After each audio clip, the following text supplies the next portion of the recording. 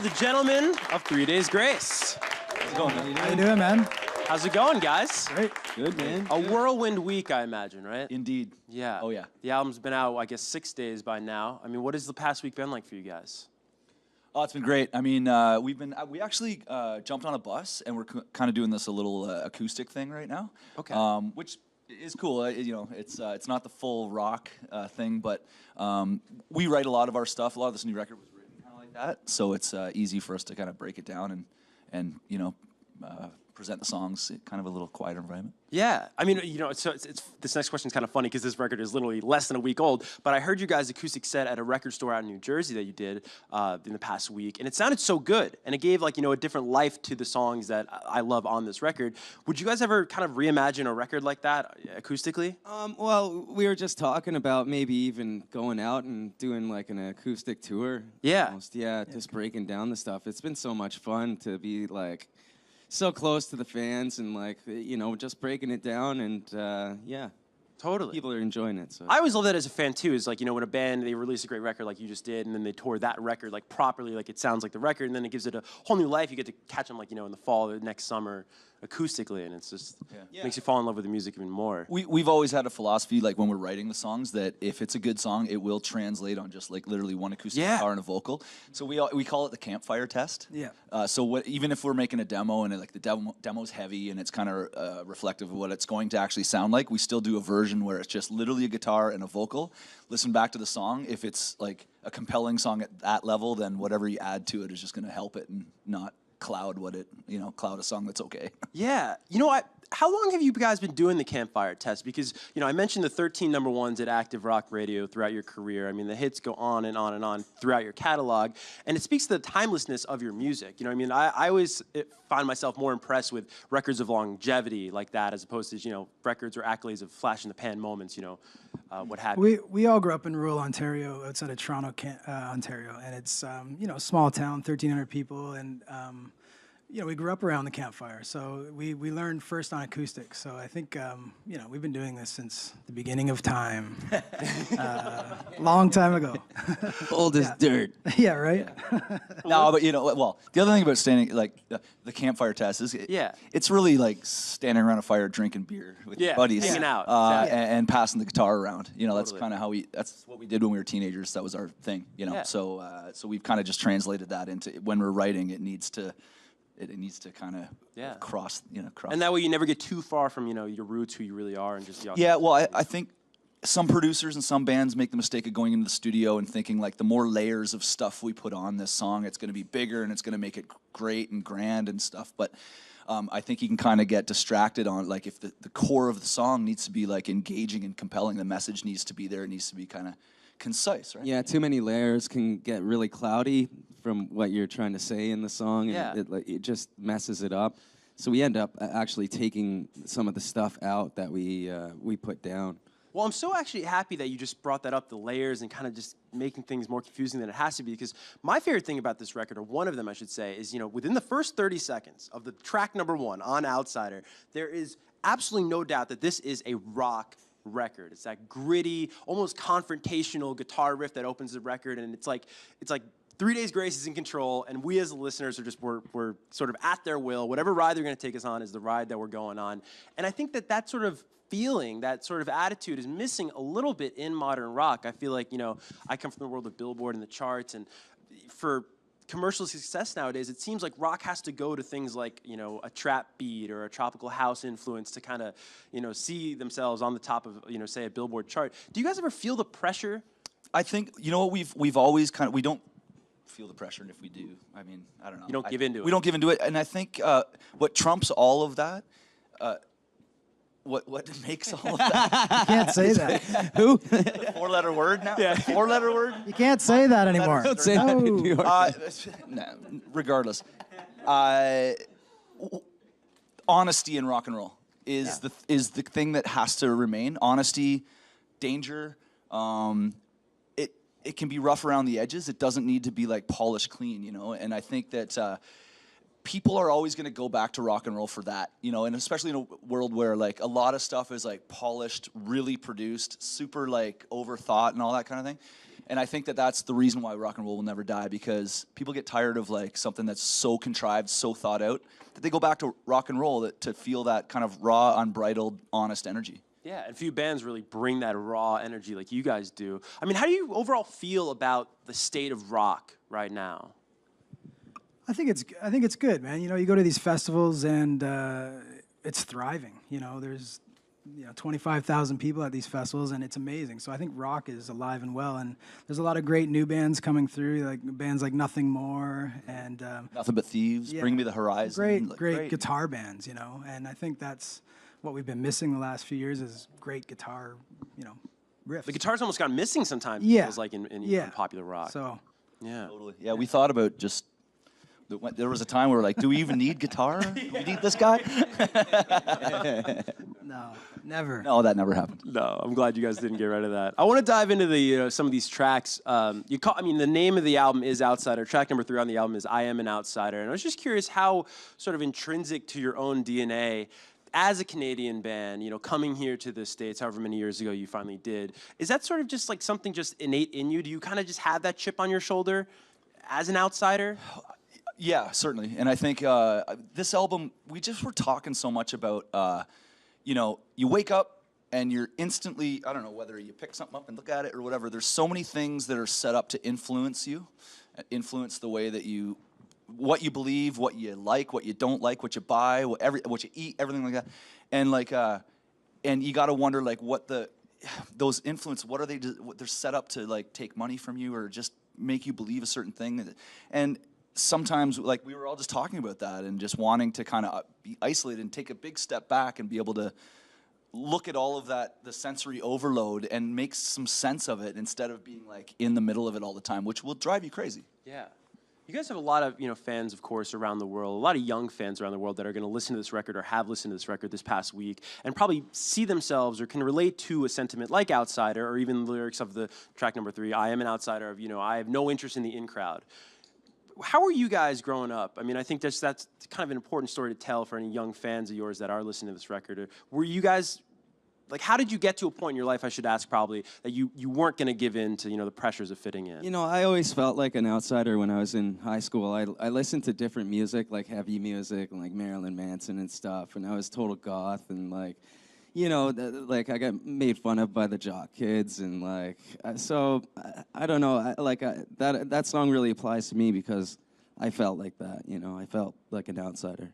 Did you ever feel pressure to sort of assimilate or to like? No, I kind of, I felt like it was okay because I didn't want to be like everybody else. I wanted to be different, and I liked different music, and I liked skateboarding, and I didn't want to play hockey because everybody plays hockey in Canada. Yeah. But what's wrong with hockey? Yeah, you be careful. Whoa. Steady, lad. I like hockey, but instead I skateboarded, and instead of playing sports, I played music. So. I love you saying that, by the way. The NHL featured artist recently, 3 Days Grace, saying that. It might just be because you suck at hockey. I did suck. I actually had to quit because I dislocated my shoulder when I was like 15. Oh so that's the only reason this album was made, is because he dislocated his shoulder. I was put on skates at 3 and then quit at 15. So. That's hilarious. There's so many themes. If you really sit down with this record and you listen to it, a couple times, you can sort of notice some things going on in this. One of the themes or one of the emotions is this sort of, and it's kind of a theme, I guess, throughout a lot of your music throughout the years, is sort of confrontation. You have a song on here called Me Against You. And music has always been like your really healthy and great sort of outlet for letting go of emotions like that, anger and confrontation. But I'm curious, in you guys personally, where does that need to relinquish that emotion? Where does that come from? Well, I mean, going back to like what I was saying earlier, like you wake up first thing in the morning and pick up your phone, you read the worst news in the world that day, and then you read a bunch of people's shitty opinions on something else, and da-da-da-da-da, and by the time your feet hit the floor as you roll out of bed, you're pissed off at the world.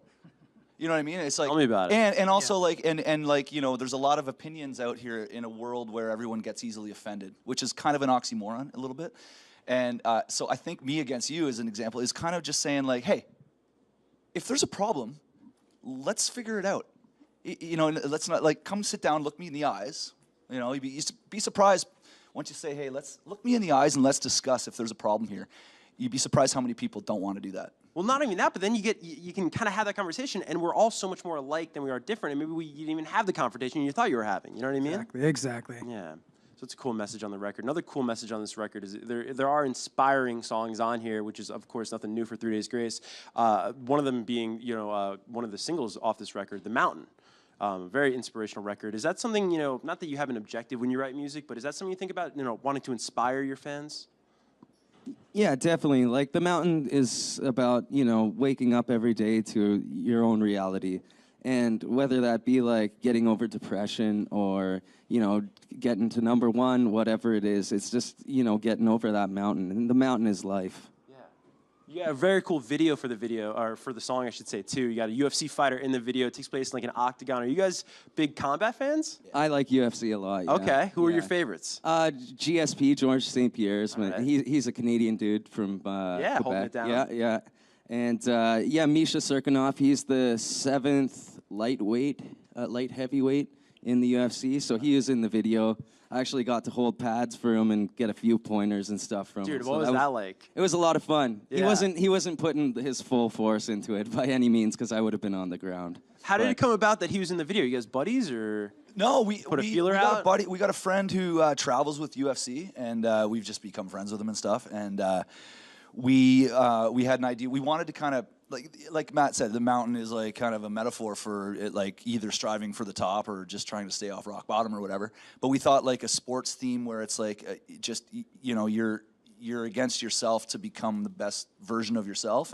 And so the original idea was boxing. You're like, I've seen a lot of boxing. I've seen a lot of bands in boxing rings, with the microphone coming down. So we're like, let's find an MMA ring. So we started making phone calls, and we called our UFC guy, and he's like, why don't you just go to UFC gym and do it? And we're like, oh, okay, yeah, great. Totally. Yeah, I can't think of many, if any, that took place in a UFC, octagon, so it's pretty cool. Now, you guys did something a little bit different with this record in terms of where you recorded it. You got out of Toronto proper, with your rehearsal space, and you recorded it on the farm. Talk about the campfire test from before. But what's interesting is, as much as like the setting was something different, you kind of had a reunion of sorts with the production team, that you did 1X with. What was that like? That relationship between sort of like something old and something new? It's pretty amazing. We had the same rehearsal space in Toronto, downtown Toronto, big city, for 15 years, and we wrote every record there. And we just thought it's time to move on. It's time to look forward and get out of that kind of mainstream vibe. And I think you can actually hear that on the record. There's a lot of seclusion going on there, and we spend hours and hours in the woods. Laughing, crying, talking about music. Just hanging out. And I think it's a big part of how this record happened. Yeah. Was something not going right in the studio? Like, why was that decision made? No, we were just coming off a tour. So we were in Russia. We did a big tour, Russia, Eastern Europe, that finished in August, and we were all kind of burned out, and we were all kind of like, we had to go home and like make sure we were still friends. Yeah, yeah. You just like, is that every tour though? Yeah, but try to write a song with someone that is like on your case. Yeah. Or vice versa. So we had to we were just in Russia. We already started writing stuff on the bus, and we were just like, man, when we get home, does anyone want to drive into downtown Toronto every day and be inspired, or no? So that's when we were just like, no, let's be isolated. Let's go into the woods and hang out, ride some four-wheelers, ride some snowmobiles, drink some beers. Yeah, we're all country boys at heart too. Like, we grew up in the sticks, so yeah. Out there that's our place, and we Happy can Friday nights and tailgates. Tailgates. Friday nights, tailgates. Is that a song? Cold bottled beer. There you go. Every time I say country boys, people think like country music. But, Yeah. Myself. We're gonna start rumors now that 3 Days Yeah. Grace is going country. That's right. I'm a country Be a twang boy. on the next record. Toronto overall, I wanted to ask you guys about the city of Toronto because it's such a fascinating town and community to me. And in my opinion, I wanted to get yours, but I don't think it gets the credit it deserves for the diversity of the artists that come out of there. You know, it's popular nowadays because of artists like The Weeknd in the world of hip hop, and Drake, of course. But like, you know, Strumbellas are a great band out of Toronto. Rush. Yeah. I mean, like the list goes on though. Strumbellas, they're from Lindsay. Yeah, they're from right? like right around where we're at. Yeah. That's like 40 minutes from our small town. So Lindsay. No way. Like our parents are from Lindsay. Dude, that's hilarious. Yeah. I had no idea. You know what? I think we've always said this, but I think a part of it, of like, you know, there are a lot of artists coming out of Canada, because Canada's so huge and spread out between major centers that if you're, especially with a band, by the time, if you're gonna do it, if you've decided you're gonna do it for real, we're gonna go across Canada and try to make it. You've driven across a massive country in a van with no heat, with a bunch of dudes, and you kind of like pay your dues that way, right? Yeah. And so if you actually can handle that, by the time you actually, you know, wrote some great music that starts becoming popular, you've kind of already done the van thing. So Yeah. if you were gonna kill each other, you already would have by now. Exactly. Everyone survived. Yeah. We're good to go. We were talking on this stage too with a artist, and I'm forgetting the name is escaping, but they're from Atlanta, Georgia. And Atlanta, of course, is a city known for sort of the diversity of artistry out of there, the eclecticness of sound. And what they were attributing that to for that city is just like there's this freedom. There's no one sound that the city is married to. You know, in New York, whether it's rock or whether it's hip hop, like there is this idea of like a New York sound that I think holds some artists back. Do you think that as people from Toronto or band, you know, from the greater Toronto area, do you have that freedom? Like there isn't one Toronto sound. I think that can kind of lend to artistry. Yeah, and even like we kind of don't, you know, we're connected to Toronto because it's the closest big city. But when we were like starting out, we were just. I think it was literally like the feeling of getting on stage. We're like, whatever it takes, we need to get on that stage as much as possible. And we never really thought about like, I guess maybe like if you're an artist in New York, you might be overwhelmed at how many other artists are trying to make it, and like you might feel like you're like a small fish in a big sea, right? And I don't know, we just never really like that didn't get to us or anything, so we just kind of like kept going on our path. Razor focus. Yeah. You know, I don't believe in happy accidents, but you know, hard work can work. You know, it can pay off if you just keep at it. You know. Yeah, it certainly has. I heard you guys recently say in an interview for this record how hard it is when you're making any body work to sort of remove the proverbial brush from canvas, and I thought that was a really great way of putting it. I'm curious though, like that dynamic in the band, is there somebody that always wants to kind of remove it first, or somebody that really wants to leave it on there? Who's out first? Yeah. Depends on what time Put it of to night it rest. is. If it's 3 a.m, the Yeah. song, it's fine. Yeah. Just leave it. What do Send we it call out. it? The 11 o'clock. Rewrite. The 11 o'clock rewrite. Yeah, we'll write something every day, and then like a couple beers or whatever, and then you can take a break, go have dinner, you come back, and it always tends to be 11 o'clock at night where someone's like, it's just not right. Yeah, one thing. Exactly. No, but you know, we're lucky to be a team. We check our egos at the door. If I come in with an idea that sucks, and he tells me it sucks, I don't take that as he hates me. Right. It's just, so we trust each other creatively, and that ends up makes the records better, because it's when everybody is like excited, like that is awesome, then we know it's finished. And until that time, if one person's going like, I don't know, then we immediately go back to the drawing board no matter what. Yeah, Yeah. that's cool. That communication is obviously so key. Invariably, though, you've made so many albums, so many records, so many hits, as we talked about. There must be a 3 Days Grace song that, as artists, you wish, you know, in a perfect world, you could go back and maybe put the brush back on the canvas. Is there one that jumps out, maybe one we would know, that, you know, we know and love, but even you guys, you know, being so close to these songs? Where there's mistakes and stuff in it. There's one for me, and it's not. So Matt helped write some of the first record, and Scared. It wasn't your part that you helped write. He helped write a song called Scared, but at the bridge in that song, every time I hear the bridge, I can't even remember the bridge. it was 15 years ago. This guy's like a Rolodex. He remembers. I can't. But yeah, sure, there's parts. There's always like that little thing, like, oh, I wish I would have done that, or, you know, and it's too late. You just got to live with it. How does it go? Can you sing it for us? Do you have any bass? Putting him Do you on have the bass? spot. Bass and I do can some- play the part for Yeah. you. No. I'm gonna listen to it. So it sucks. Is that what It kind of sucks. Really? No, it doesn't suck. No, but there's always something. Yeah, it's just how it goes, man. Well, you guys got a busy year ahead. You're doing a couple of radio shows, it seems like, in the spring, and then you're really hitting the road with Prophets of Rage this summer and Avenged Sevenfold. That's going to be, I mean, just wild. You guys looking forward to that? Yeah, man, it's gonna be awesome. We're big Rage Against the Machine fans, so it'll be awesome to see the Prophets of Rage, and we love Cypress Hill too. Totally. Have you guys ever been on tour with either of those acts? Well, not the Rage guys. Yeah. Or Cypress or Public Enemy. I mean, we grew up on it. But we're good friends with Avenged Sevenfold. We've been out with them on a number of tours. They're a great band. Like they're just great players, great guys, great team, and the tour's a little left of center. It's not like, you know, it's an interesting lineup that I think will bring like diversity of different fans, which is cool. It's kind of like a festival, you know what I mean? Yeah, I mean, that's exactly, I'm glad you said that. That's exactly what I thought when I saw the lineup. I was like, this is kind of something for everybody. You know, there is a common thread there between rock and kind of like whatever, but, and it'll be so fun. I saw you guys running like amphitheaters and stuff, like you're at PNC in New Jersey this summer, so it'll be a good time for sure. Do we know when tickets are available? Are they already available? They're out now. They're out now. All right, cool. So you can check out like 3 Days Grace on social and Totally. whatnot. Go get your tickets. It's so funny. Back in the day, you had to like direct people to, you know, a store or like a, you know, a box office, like literally everywhere. Just go anywhere. World, just text me in a bit. Yeah, exactly. And I'll figure it out for you. Well, we do have time for some studio audience questions as we end our chat here today. So let's find out where the first one's coming from right here. Hey guys, I was very curious about the creative process on the new album, especially that you had both Gavin Brown and Howard Benson and yourself working as producers. So how did that entire process unfold?